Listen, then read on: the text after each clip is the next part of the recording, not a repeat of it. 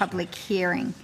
I declare open the second hearing of the Joint Standing Committee on Treaties into the Comprehensive Economic Partnership Agreement between Australia and the United Arab Emirates and the Agreement between the United Arab Emirates, Australia and the Promotion and Protection of Investments. I begin by acknowledging the traditional custodians on the land in which we meet today and pay my respects to the elders past and present. I'd also like to extend that respect to any First Nations people that are joining us today. In accordance with the committee's resolution of 4th August 2022, this hearing will be broadcast and proof and official transcripts of the proceedings will be published on the Parliament's website. I remind all members of the media of the need for fair and accurate reporting of the committee's proceedings. I'd now like to welcome a representative of the National Farmers Federation to give evidence today. For the Hansard record, could you please state your name and the capacity in which you're appearing before the committee? Christopher Young, General Manager of Economics and Trade at the NFF. Thank you, Mr Young. Although the committee does not require you to give evidence under oath, this hearing is a legal proceeding of the Parliament and therefore has the same standings as the proceedings of the respective houses. The giving of false or misleading evidence is a serious matter and may be regarded as contempt of Parliament. The evidence given today will be recorded by Hansard and attracts parliamentary privilege. It is the responsibility of witnesses to accurately record any questions on notice that are taken. Would you like to make an opening statement? I would, thank you. Proceed.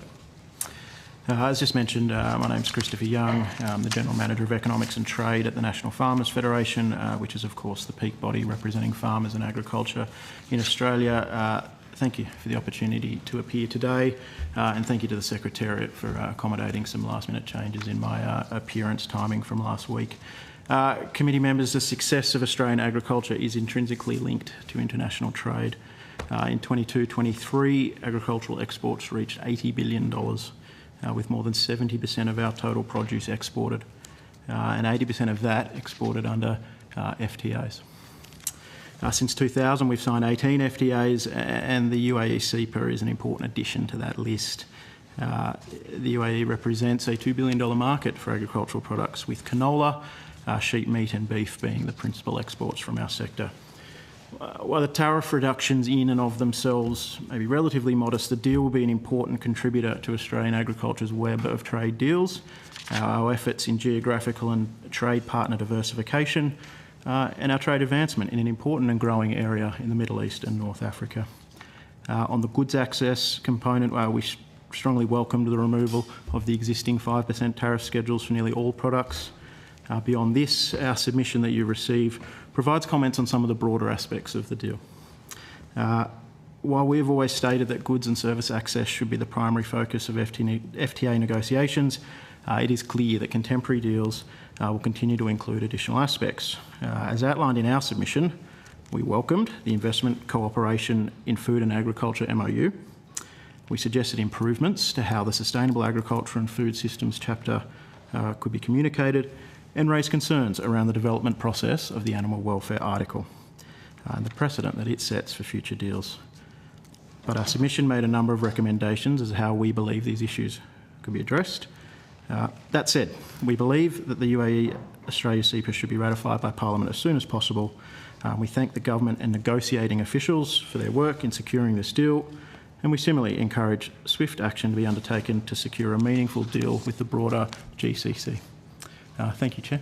Happy to take questions. Thank you, Mr Young. I'll go to committee members first to see if anyone's got any questions. Member for Nichols? Do you have any questions? Can I just have a moment? Yes, of course you can. If anyone else has got questions. Yeah, no worries. You're good? You to ask questions, Chair. Actually, I'm just see how I'm conciliatory I share with my colleagues. Anyone on this side? Questions? Thank you. Thank you, Member Chair. for Spence. Thank you for providing evidence today. I'm interested if you wanted to expand on what you see as some of the negative impacts of these treaties on your industry, but particularly to small and medium businesses. The negative impacts? Yeah. Are there any potential? Overwhelmingly, this is a positive deal. for our sector. That should be made very clear. Our sector is very deregulated. Our producers are, receive exceedingly little support compared to their international peers. So free trade agreements that give them the ability to compete on international markets are critical to their success. And as I mentioned, this is another component to that. And whilst that tariff reduction is relatively small, the 5 to 0, it's a $2 billion trade. So it's a material trade that we have into the UAE, $700 million worth of oilseeds, so it will certainly be beneficial. So overwhelmingly, it's a positive deal. Yeah. Is there any downsides if we don't ratify the treaty from your perspective then? We missed that opportunity to make it a more competitive trade, but we similarly, and I know you've heard this from colleagues from the agricultural sector, we also have New Zealand that have secured a similar deal and have gone forth and secured a deal with the broader region. We need to maintain our competitiveness against not just New Zealand but a range of other countries, or our products will be viewed differently. Okay. That's it from me for now. Thank you, Chair. Okay, we've got a member for Nichols next, and then we'll come back over to the member for Swan. Could I just get your assessment of... there's obviously some differences between the coalition and the government on one of the key parts of the trade with the UAE, which is live sheep export. Can you give us some analysis about how a ban on that might affect our trade relationship with the UAE or this free trade agreement, and what the National Farmers Federation's view on it is? Sure. I think our view on the broader situation is eminently clear. We stridently oppose that policy. We have spent the greater part of 18 months outlining why that was a really bad outcome for Australian producers, particularly in WA. And one of the key elements to that, I think, to your question, was we have these established trading relationships, many of which on the live sheep trade have been established for 50, 60 years. And then this policy came in that we think that was not only very harmful for that specific trade, but could indicate to our broader range of trading partners perhaps a fragility in our reliability as a trading partner. So it was, of course, a concern. And I mentioned the animal welfare section. I think that's a pretty important context as to why we thought that the development of that article should have been done with great nuance and involved stakeholders like organisations like myself, who are not only involved in the trade but currently facing the cessation of a key element of that trade. So it was pretty impactful. Okay, the member for Swan. Prior you were talking about these treaties and from a balance of negatives and positives, that the benefits outweigh the negatives. What do you see as the greatest benefits, and can you also contextualise that in relation to the comments that the member for Nichols was just talking about as well? Sure. Well, as I mentioned, the benefits are, of course, we are competitive in those markets. Have you done a back of the envelope estimate, is that those reductions as to how much more money that means into the sector? Well, sure, noting that I represent the producers right at the end of the sector, so we know the trade is a $2 billion trade and we know the tariff reductions. So it's the starting point of the benefit is a simple consequence of those numbers, but that flows through and that's why we overwhelmingly support these deals. It allows our producers, puts upward pressure on their spot price ultimately. The price that they're receiving at the farm gate is a product of a range of pressures, domestic markets, overwhelmingly international markets. So they will, they themselves are not engaging in most cases in the direct trade, but this is an upward pressure on the price they would receive.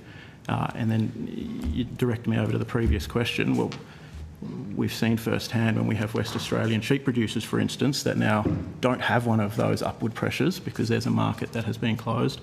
And we know that those markets are dynamic. There are points in time when those markets become increasingly valuable. So this is beyond the FTA specific question, but that policy takes one of those away. We'll go. Anybody else over here, Senator? Did you have any questions at this stage? I might ask one. Yep. There's no others. And I apologise, I was here late, so if others have asked my question, I could go back to the transcript.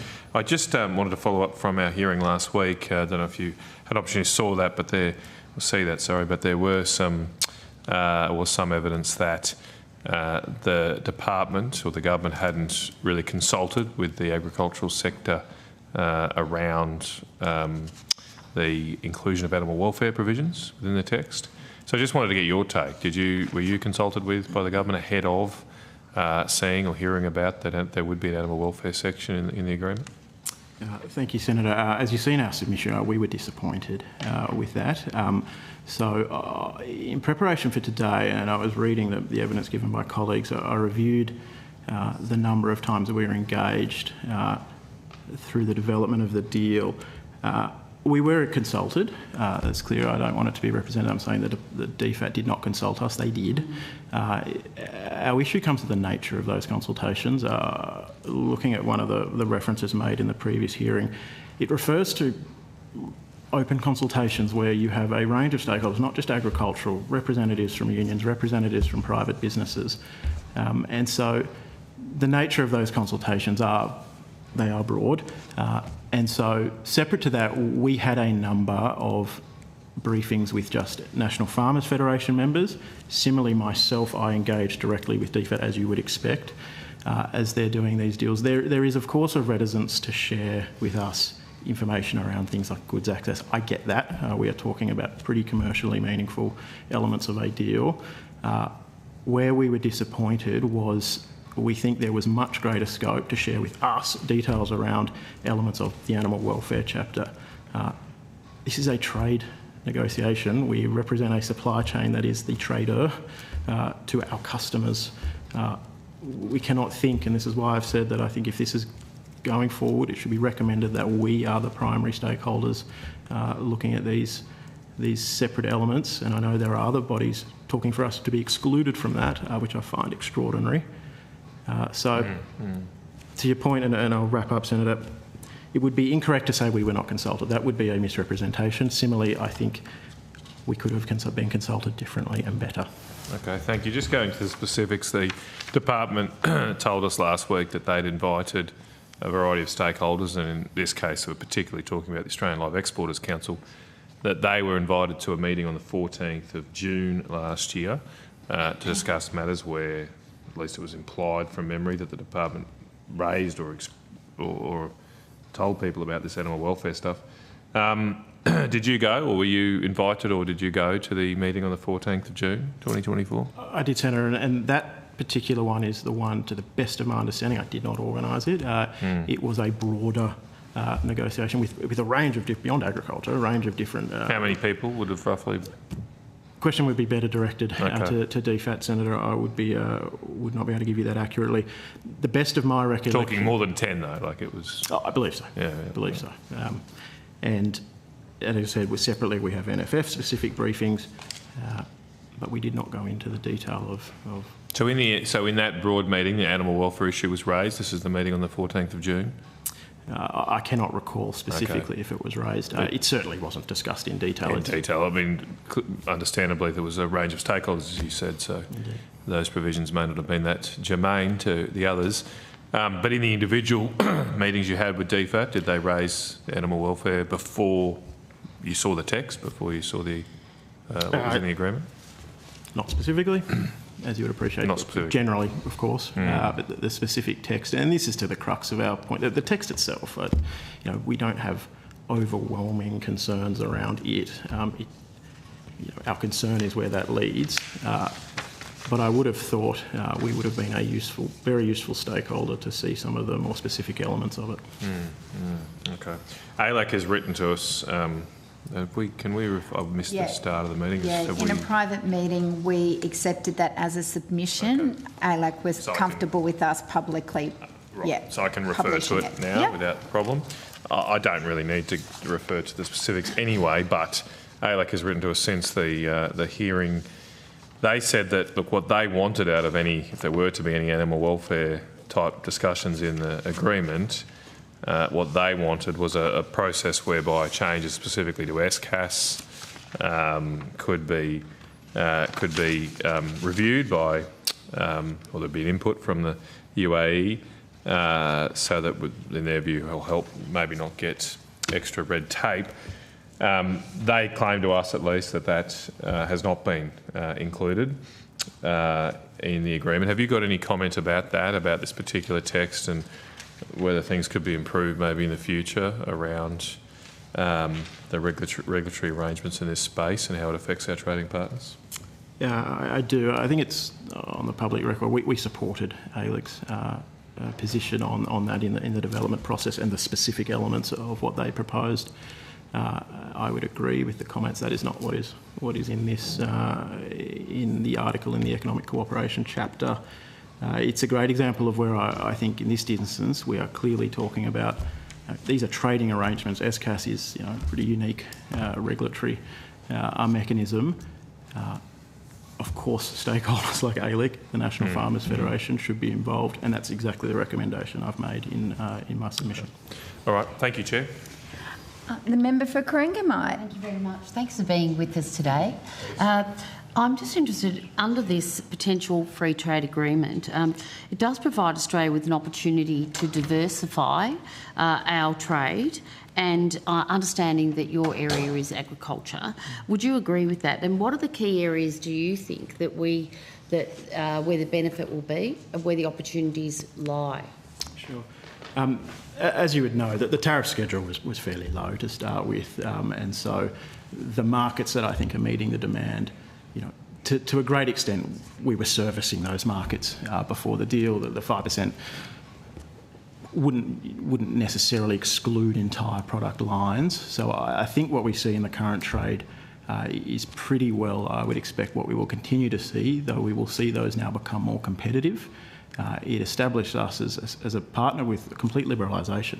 That's a pretty competitive position, I think, to where you're going, as if the new demands open up, yep. You have a high-quality, reliable supplier of agricultural produce that is subject to no inbound tariffs, ready to meet it.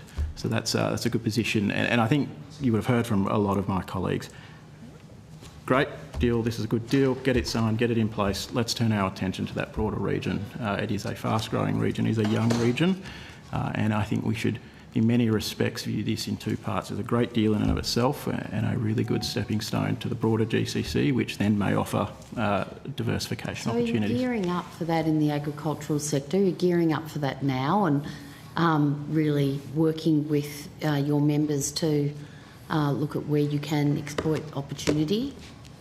Absolutely.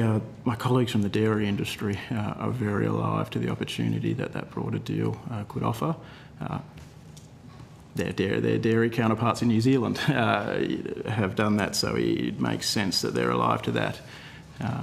And we support them. I've made representations at the bureaucratic and the government level that we should be doing that. But we should do it as a good deal. It's got to be a good deal, of course. Well, more strength to your arm with that. I hope that we can actually succeed in building our markets.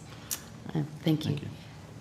Final questions to me. So there are some new chapters in this free trade agreement. It is definitely a divergence from what we're used to, which is that traditional sort of trading in goods and services. We've already touched briefly on the animal welfare chapter, but there's also a labour rights chapter in there.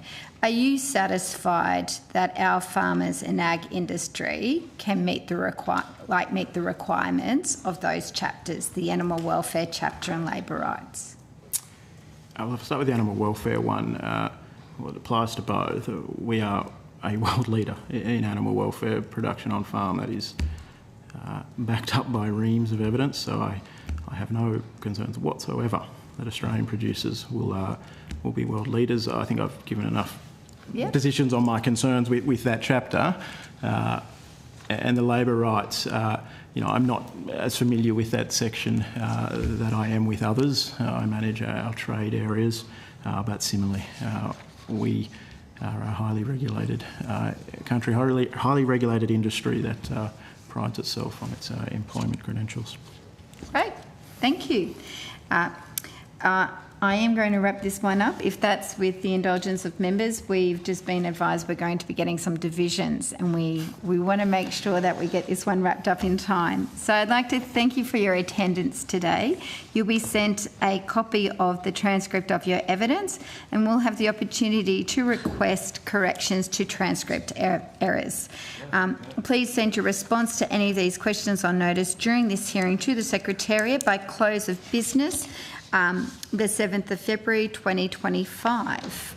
And I don't believe there were any. So I declare this public hearing closed and thank members for their participation today. Thank you. Thank you, Chair. Thank you, members. Before you go, Matt,